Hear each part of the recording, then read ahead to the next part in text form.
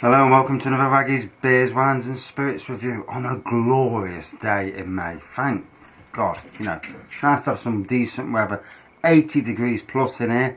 And so I'm got a cold, I'm dry, thought, went shopping, seen a beer, thought, shall I review it? Shall I finally do it? So I'm going to do it. Hoegarden. And I had this before, years ago in the pub. Didn't like it. Had it in a bottle.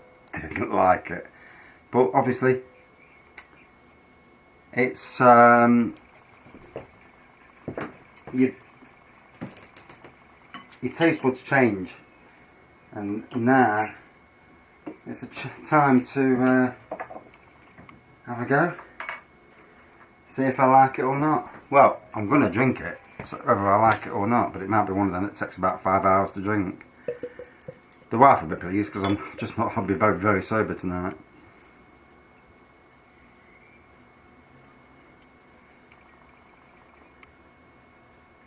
So, I thought it was actually a white beer. Golden pour, white foam, hazy, good lacing around the edge. Can't see the carbonation. No. Oh, definitely the aroma of wheat. Definitely got orange then. Yeah, definitely getting that coriander as well. So it says here, almost 800 years ago in the Belgian village of Hoegarden, a band of monks experimented by adding oddball botanicals from halfway around the world to their traditional wheat beer. Our recipe, inspired by their creation, is a beer with a refreshing flavour and captivating aroma unlike any in the world. You might call it divine inspiration. We call it Hoegarden. Yeah. I reserve judgment on what I call it, but we'll see.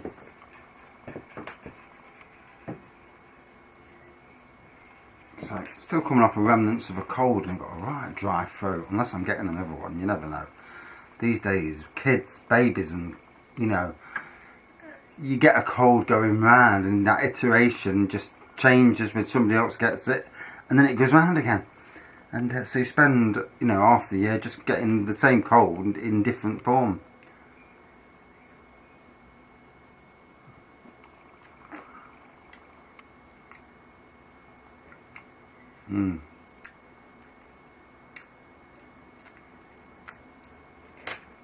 Slightly more palatable than I remember it. Slightly. Ever so slightly.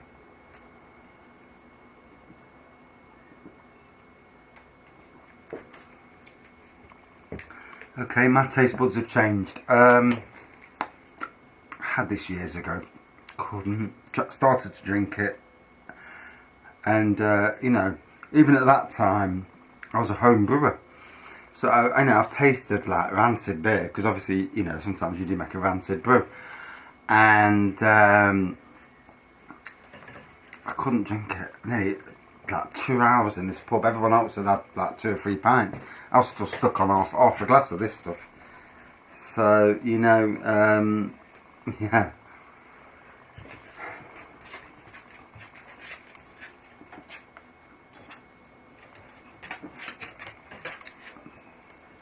Wow, how your taste buds change. I've got 750 mils of it as well, so it's going to be an adventure. Hello. Cocker Spaniel's coming to get out of the sun. Although you think he'd go and stop in the house, but he's too nosy for that.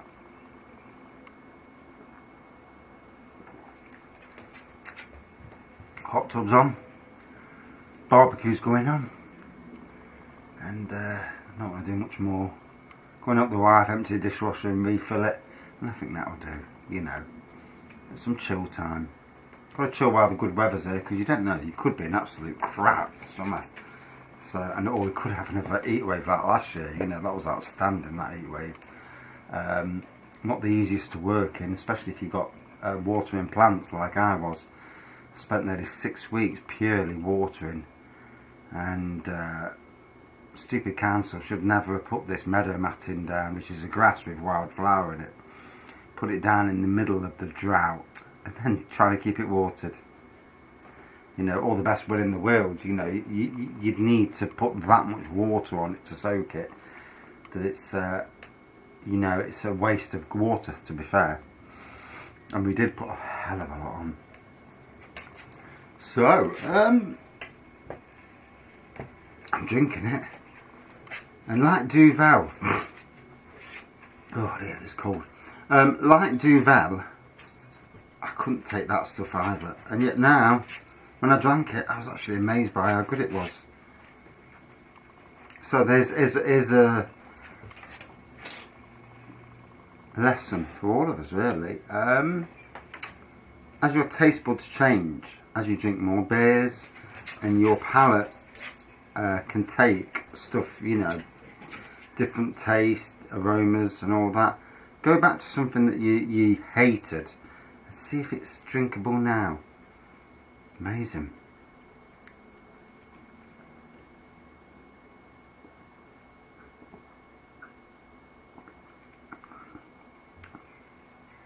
That's just come from a shop, Lidl, of course. £2.49 at Lidl, so not a bad price really for a £7.50 bottle. And it was reasonably cool, and it's reasonably cool now. You know, it's not cold, but it's more shop temperature. Shop temperature is a bit cooler than, or it's certainly cooler than what it is in here. And I'm gonna have to think about doing reviews on the settee so I can chill out, put my feet up, and just talk rubbish. The problem is I'll be there half an hour. You won't want that. So last night on my Facebook feed, I've got I had it where, you know, your job, I put down none of your business, you nosy stalkers, and I've changed it to self-employed. I mean, technically I am, because I do my own websites, I do some gardening out of work, and I'm not here to promote my current workplace. I think there's a barrier that needs to be in place, you know. So I just put self-employed. It sounds okay, and the amount of people liking it and commenting today has been ridiculous. And I'm there laughing. I'm thinking, well, I am, but I'm not, you know. And yeah, it's ever so funny. I've had to turn off notifications now because I just. I mean, in the long run, it might be a thing, you know. If I was to get the right offer from a certain individual, a company that we do some work for, the right offer, maybe I would go self-employed and buy my own tools and that. It's definitely a thing, because I could do the work and make money from it, and I know I could do it on my own, because I basically do now. So it's interesting, you know. Getting rid of the rubbish would be interesting. That's the only downside. Yeah, I don't think my wee living's big enough, but interesting. So I can't believe I'm drinking this, and I can't believe it tastes okay.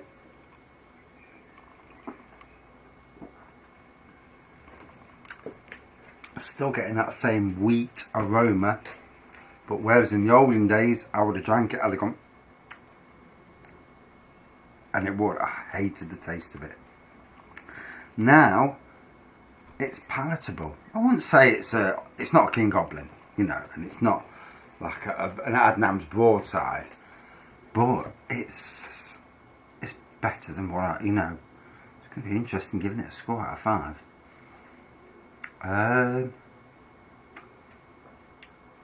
Let's be fair, it's a lot better than some of them beers that I've had that have tasted nasty, like they've not been done properly. So for that, well played.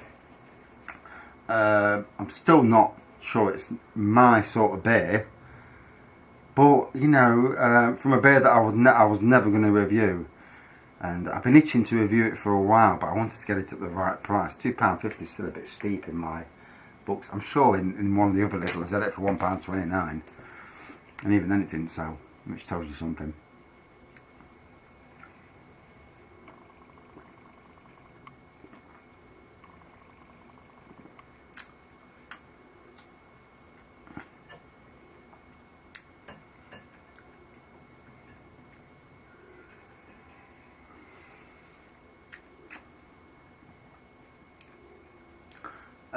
I can't believe it. I'm absolutely stunned.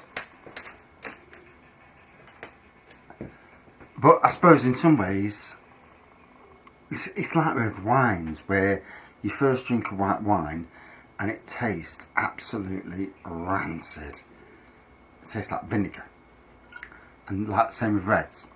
And then you go on to rosés and you break your way in, you work your way in. Some people don't need that. Some people can just go it, drink it, and they're fine. Other people, they have to train your palate, you know, to drink stuff that's an acquired taste. I mean, to be honest, I cannot stand basic, normal gin. Gin liqueurs, oh, heaven. Normal gin, not a chance. Hate the stuff. I mean, I've got some gins up there. I've got a Parma Violet gin and a Rhubarb and Ginger gin. And I've got to tell you, the Rhubarb and Ginger gin, it's from another world, you know. And surprisingly, I've still got about a quarter of the bottle left. I'll have to neck that this weekend. Our bank holiday coming up, so, you know. And we intend to have a good bank holiday. So, another glass. Hey, it's going to be a long review. I do apologise. And I can't believe it. So it's 4.9%. Wheat beer brewed with coriander and orange peel. So I never knew that, you know.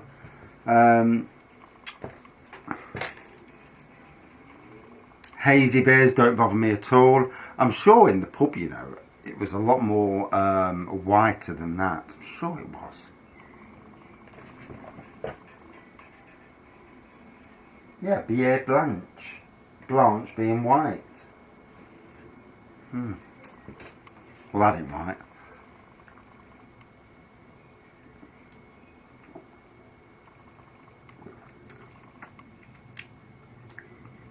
Yeah, I'm absolutely stunned.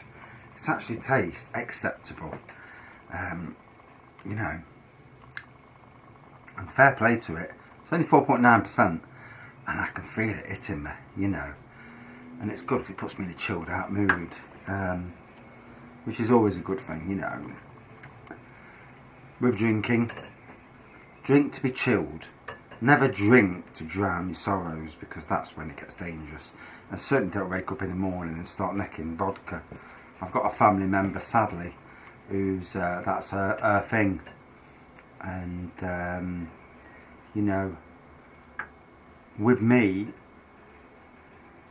I'll drink, and you know, if I've drank too much, the next morning, my own mind, I'm beating myself up about it. Don't need nobody to tell me I'm doing wrong, because I know if I've drank too much. And yet, this person was drinking vodka first thing in the morning. I mean, if you've come off a night shift at work and you need something to get you to sleep and you drink vodka, I think that's perfectly acceptable. Which is why there used to be a pub in Nottingham called Pretty Windows in Sneinton Market, world famous market, although it's not much of a market now, more of a hole than a market. But anyway, and there used to be a pub open at 5 in the morning for beers. And obviously all the people that have been working all night, they'd be in there, they'd be supping, because obviously, you know, it's just natural. It's the end, coming to the end of their shifts, like veg workers and that. Although how they get home after drinking ales, that's interesting, but I suppose, you know, people do, don't they? But yeah, it was quite a good pub as well, apart from what I hear, until the idiots took over, you know, and started fighting in there. And that's what's killed a lot of pubs. It's not that pints are expensive these days, but that's not what kills pubs. What kills pubs is idiots, you know, idiots taking over them pubs and ruining the pub. And even if that pub has good food, you know, if it's got a bad reputation, it's always going to close, you know. just the way it is. And round where we are now, we used to have pubs, one called Deerstalker, Green Barrel, Ox Close, Nell Gwyn, and all them pubs have gone. King Charles II around us. So the pubs that are in the middle of housing estates, they've all gone. There's only one left now, Duke of St Albans at Top Valley, near where I live. But in the city, in the centres where the shops are, there's still, we're Shield, where I live in Nottingham. There's still a good thriving. There's like 5 or 6 pubs and these micro bars, and obviously micro bars are, in my way, the craft in this generation at this moment. Micro bars serve this generation of drinkers, this generation that go from a young age to a really old age, and tasting beers. They'll go in, and every day they go in, there's a different beer on show, and that's fantastic because as beer drinkers, you know, as kids, when you're kids, you go into a sweet shop and you want to try every different sweet. Well, as adults, we're the same. You know, we go into a micro pub, and if there's 15 different beers that you've never had before, you're like, oh my god. And then you'll go to your normal pubs, like owned by the big chains, and it's all the same crap. It's Carling, Carlsberg, Stella, Foster's, Guinness, you know, and then probably a couple of real ales. And them days have got to change, you know. Yes, they are the most popular, but to appease the other people, you've got to have, you know, more beers. And 16 minutes in, and I still haven't finished my review. I'll finish it. I've talked far too long. I'll just neck this. So, for a beer that I was never going to review, coming up to my 600th review, thought to myself, let's get it reviewed. Let's do it. So, hazy pour, golden colour, white head, lacing. I can't see any carbonation. It's just too cloudy. Aromas of wheat, obviously. Definitely get the orange peel. Definitely get the coriander, and that filters through with the taste as well. Basically, same as. I'm actually absolutely amazed that I can drink it and not be too. I thought I was going to drink it straight away and be like, what? But no, my taste buds have changed. And that's interesting because there's some stuff I've drank in the past where I thought, I'm never drinking that rubbish again. And, you know, it might be the thing now that I change my mind and have a go at it. You know, as long as it's cheap. So out of 5. Well, that stunned me. And it's still not my cup of tea. I'll be honest. Still not my cup of tea. But as a drink, it's got a good strength, 4.9. It's hitting me more than what a 4.9 normally does, to be fair. The aroma, the taste is nice. Can't believe I'm saying that. Out of 5. I would still prefer a John Smith's over this. Or, you know, and, you know, a lot of standard beers over this. But I accept that it is a good beer. You know, it is what it is. It's obviously a strong selling beer. Otherwise, you know, it wouldn't be so popular in all these shops. So out of 5, I'll give it a 3.7 out of 5. Obviously not quite a top beer, but I'm just amazed I'm drinking it. Absolutely gobsmacked. Wow. Hey, colour me bad. Thanks for watching, and sorry for the length of time, 19 minutes, Jesus Christ. See you soon.